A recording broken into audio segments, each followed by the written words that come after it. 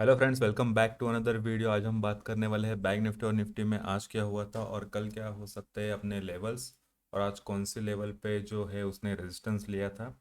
तो चलिए वीडियो को स्टार्ट करते हैं। अगर बैंक निफ्टी में आप लोग देखोगे तो सीपीआर जो था एकदम नैरो था, मतलब वन लाइनर सीपीआर भी इसको बोल सकते हैं।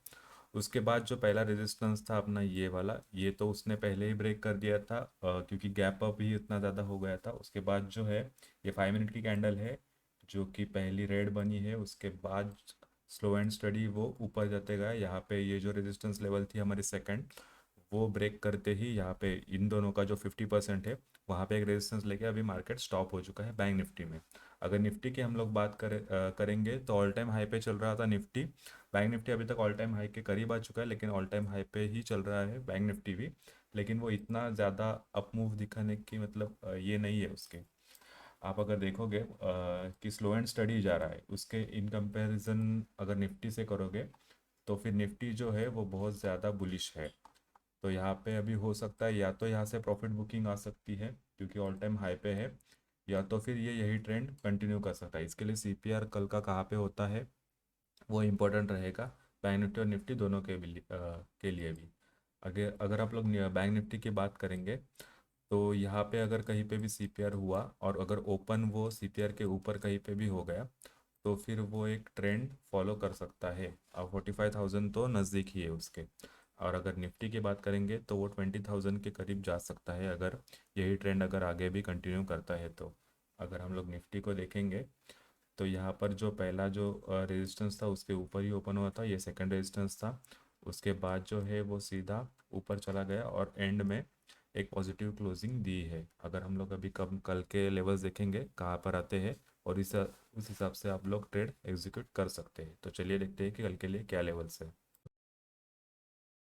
कल के लिए जो सीपीआर रहेगा वो थोड़ा असेंडिंग सीपीआर है। इसका मतलब ट्रेंड जो है वो फॉलो कर सकता है अगर वो सीपीआर को ब्रेक करके नीचे नहीं आता है तो। अगर ऊपर जाता है तो पहला रेजिस्टेंस जो रहेगा उसका वो रहेगा 44,789। उसके बाद जो सेकंड है वो है 44,876।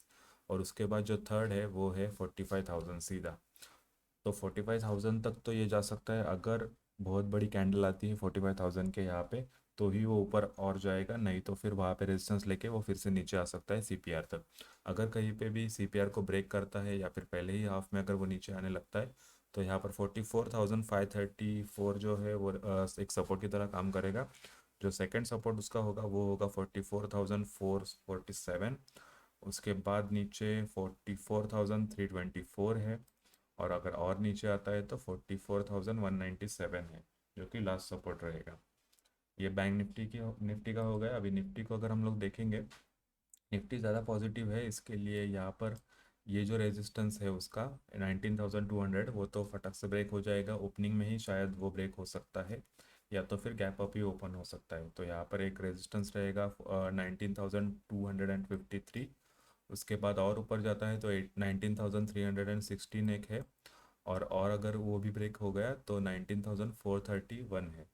अगर नीचे की तरफ आता है और सीपीआर को अगर ब्रेक करता है यहाँ पर तो फिर पहला जो सपोर्ट रहेगा वो रहेगा 19,075 और 19,023।